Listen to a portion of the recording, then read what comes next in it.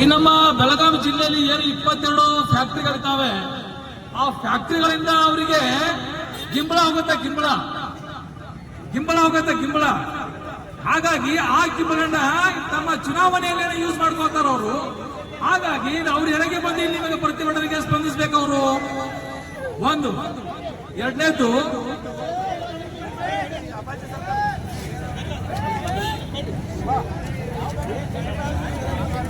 ಈಗ ನಮ್ಮ ಬೆಳಗಾವಿ ಜಿಲ್ಲೆಯಲ್ಲಿ ಇರತಕ್ಕಂತಹ ಸಕ್ಕರೆ ಕಾರ್ಖಾನೆಗಳಲ್ಲಿ ಏನ್ ನಡೀತಾ ಇದೆ ಅಂತಕ್ಕಂಥದ್ದು ತುಂಬಾ ಜನಗಳಿಗೆ ಗೊತ್ತಿಲ್ಲ. ಇವು ಪಾಪ ರೈತರೆಲ್ಲ ಮುಗ್ತಿರ್ತಾರೆ, ಶಾಲೆನೂ ಕಲ್ತಿರಂಗಿಲ್ಲ. ಅಲ್ಲಿ ಹೋಗಿ ಕಬ್ಬ ಹಾಕೋದು, ಕಬ್ಬ ಜೋಕ್ ಮಾಡ್ತಿರುವಾಗ, ತೂಕ ಮಾಡ್ತಾ ಇರುವಾಗ ಅಲ್ಲಿ ಕಾಟ ಹೊಡೆಯುವಂತ ಜನರು ಕೂಡ ಇದ್ದಾರೆ. ಅದು ಪಾಪ ಅವ್ರ ಗಮನಕ್ಕಿಲ್ಲ. ಇದು ಬಹಳ ಮೊದಲನೇ ಪ್ರತಿಭಟನೆ ಆಗಬೇಕಾಗಿತ್ತು, ಆದರೆ ಈಗ ನಮ್ಮ ರೈತರು ಎಸ್ಕೊಂಡಿದ್ದಾರೆ. ಹಾಗಾಗಿ ಇಂದಿಗೆ 4ನೇ ದಿನ ಪ್ರತಿಭಟನೆ ನಡೆಸಿದ್ರು ಕೂಡ ಯಾರು ಒಬ್ರು ಮಿನಿಸ್ಟರ್ ಬರ್ತಾ ಇಲ್ಲ, ಸರ್ಕಾರ ಹೆಚ್ಚುತ್ತಾ ಇಲ್ಲ. ಹಾಗಾಗಿ ನಾನು ಈ ವೇದಿಕೆ ಮುಖಾಂತರ ಹೇಳಲಿಕ್ಕೆ ಬಯಸ್ತೇನೆ, ಆದಷ್ಟು ಬೇಗ ಸರ್ಕಾರ ಎಚ್ಚೆತ್ತುಕೊಳ್ಳಿ, ಹಾಗೂ ಈ ಜಿಲ್ಲಾ ಉಸ್ತುವಾರಿ ಸಚಿವರು ಕೂಡ ಎಚ್ಚೆತ್ತುಕೊಳ್ಳಿ ಅಂತ ಹೇಳ್ತಾ, ಅವರು ಯಾವ್ದಾದ್ರು ಇದಕ್ಕೆ ಪ್ರತಿಭಟನೆ ಸ್ಪಂದಿಸಲಿಲ್ಲ ಅಂದ್ರೆ ಇದಕ್ಕಿಂತ ದೊಡ್ಡ ಉಗ್ರ ಹೋರಾಟ ಮಾಡಲಾಗೋದಂತ ಈ ವೇದಿಕೆ ಮಾತ್ರ ಹೇಳಲಿಕ್ಕೆ ಬಯಸ್ತೇನೆ. ಇಲ್ಲಿ ನನಗೆ ಮಾತನಾಡಿಕೊಟ್ಟರು ಎಲ್ಲ ನಾವು ಅವ್ರ ಮುಖ ಡೆಪ್ಯೂಟಿ ತಹಶೀಲ್ದಾರ್ ಅವರಿಗೆ ನಾವು ಈ ರೀತಿ ಮನವಿಯನ್ನು ಕೊಡ್ತಾ ಇದ್ದೀವಿ.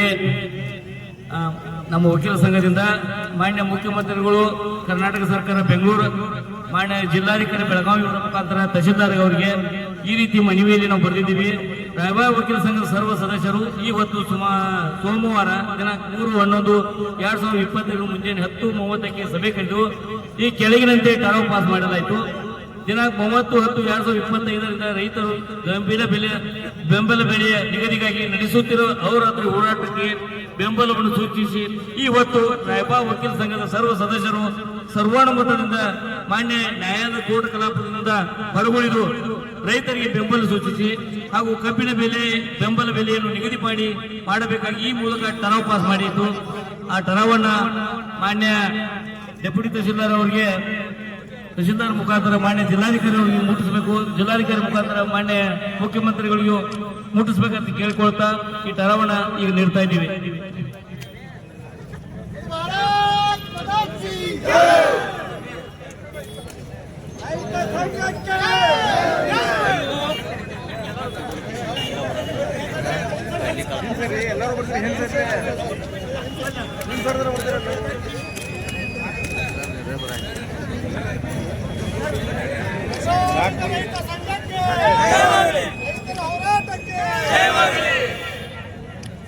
ಧನ್ಯವಾದಗಳು.